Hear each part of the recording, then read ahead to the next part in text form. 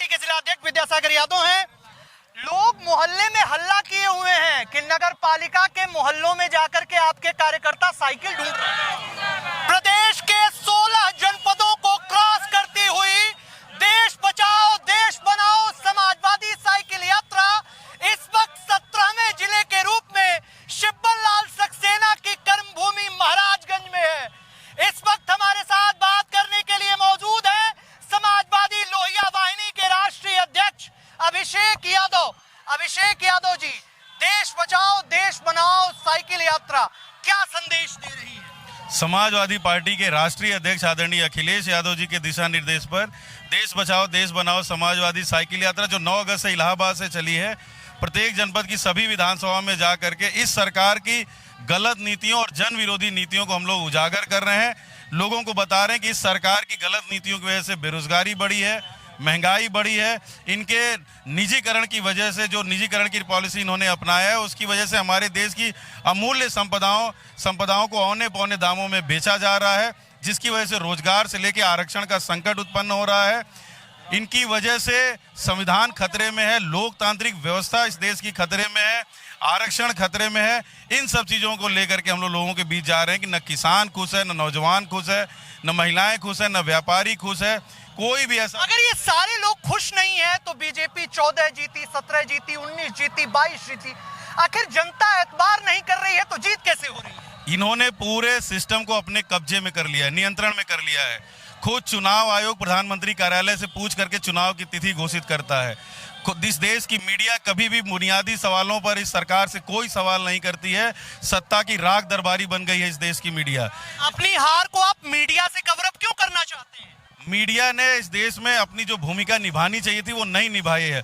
वो जनता की आवाज न बन करके वो सत्ता पक्ष की राख दरबारी बन गई है। आप देश बचाओ देश बनाओ साइकिल यात्रा कर रहे हैं, हम आपको 9 साल पीछे ले चलते हैं।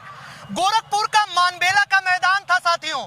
समाजवादी पार्टी के सबसे बड़े नेताओं में से एक, देश के सबसे बड़े समाजवादी नेता, धरती पुत्र कहे जाने वाले मुलायम सिंह यादव के नेतृत्व में मानबेला के मैदान में देश बचाओ देश बनाओ सम्मेलन हुआ था और उस वक्त 22 सांसदों वाली समाजवादी पार्टी सरकार में रहते हुए 5 सांसदों पर आ गई थी। देश बचाओ देश बनाओ आंदोलन जब कामयाब नहीं हो पाया तो साइकिल यात्रा कहां से कामयाब हो पाई? बिल्कुल, क्योंकि ये जनता का आंदोलन है और ये कामयाब होगा। जनता वहां जनता नहीं, बिल्कुल। उस समय स्थिति ये थी कि उस समय नरेंद्र मोदी जी ने बहुत बड़े बड़े सपने दिखाए थे कि 2 करोड़ हम प्रतिवर्ष रोजगार दे देंगे, विकास के पथ पे आगे ले जाएंगे। गुजरात मॉडल वो लेकर आए थे, वो सारी चीज़ों की हवा निकल चुकी है। इतना समय जनता ने दे दिया और उसके बाद अंत में यही निष्कर्ष पर जनता पहुंची है कि इनके पास अपना बताने को कुछ नहीं है आज की डेट में।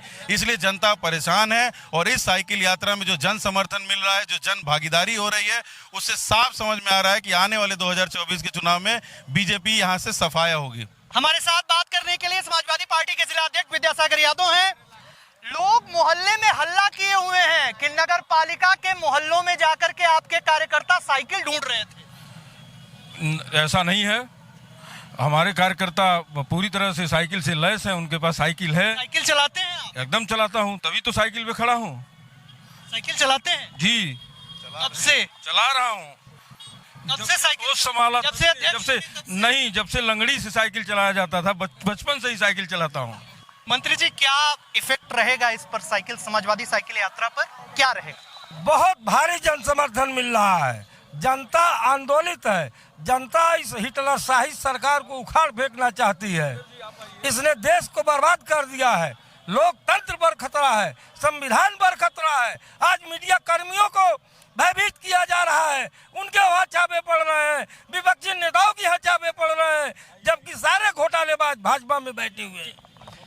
यह थी समाजवादी साइकिल यात्रा जिसमें यह कहा गया कि देश आज खतरे में है और देश के संविधान को बचाने के लिए इंजीनियर अभिषेक यादव के नेतृत्व में यह साइकिल यात्रा कितनी कामयाब हो पाती है और जनता इस साइकिल यात्रा से समाजवादी पार्टी पर कितना बटन दबाती है, यह तो आने वाला वक्त बताएगा।